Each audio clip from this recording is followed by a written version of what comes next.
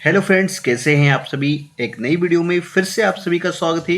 और आज की इस वीडियो में हम परिमेय संख्याओं को जोड़ना, घटाना, गुणा करना और भाग करना सीखेंगे।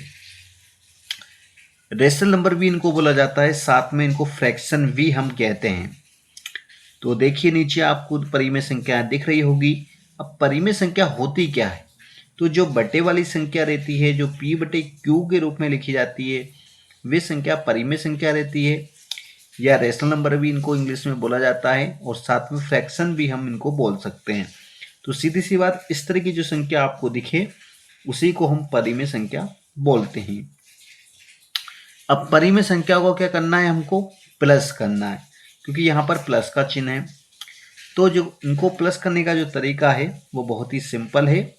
ये हमारे नॉर्मल नंबर नहीं है कि हम उसी तरह इसको भी सॉल्व कर दें। इनको सॉल्व करने का एक छोटा सा कॉन्सेप्ट है, चलिए वो आपको मैं बता देता हूँ। तो ये जोड़ने का तरीका जो रहेगा वही घटाने का भी रहेगा, ठीक है। सबसे पहले हमें क्या करना है, जो नीचे वाली संख्याएं दिख रही है उन पर हमें ध्यान देना है। अब इस संख्या का गुणा हमें इस संख्या से करना है, मतलब 2 का गुणा पहले हमें 1 से करना है, फिर इसके बाद हम 5 का गुणा 3 से करेंगे। तो हम चलिए कर देते हैं। 2 का गुणा 1 से करेंगे तो 2 एकम 2, मतलब 2 बन जा 2। फिर इसके बाद 5 का मल्टीप्लाई 3 से करेंगे, तो 5 का मल्टीप्लाई प्लस 3 से करेंगे तो प्लस का 15 हमें मिलेगा, ठीक है। इसके बाद क्या करते हैं, जो नीचे वाली संख्या है उनका आपस में गुणा करते हैं।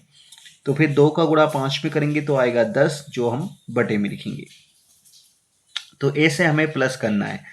तो पहले क्या करना है, 2 का गुणा 1 से करेंगे, फिर 5 का गुणा 3 से, और फिर 2 का गुणा 5 से।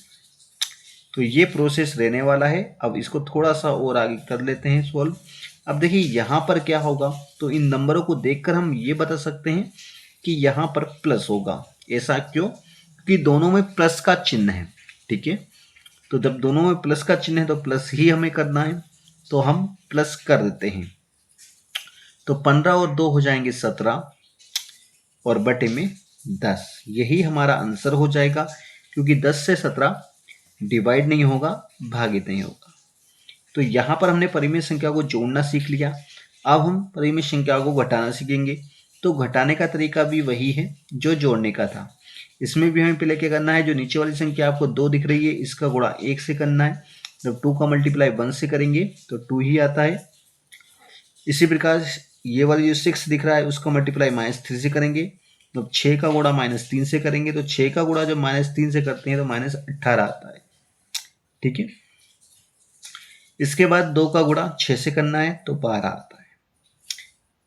तो इस प्रकार हमने संख्याओं को सॉल्व किया है कि 2 का गुणा पहले 1 से कर देते हैं, इसके बाद 6 का गुणा -3 से, तो -18 आएगा। क्योंकि देखो, जब हम गुणा करेंगे 6 का गुणा -3 से तो संख्या गुणा संख्या में होगा और चिन्ह का गुणा चिन्ह में हम करते हैं, तो फिर सॉल्व करने पर -18 आता है, ठीक है।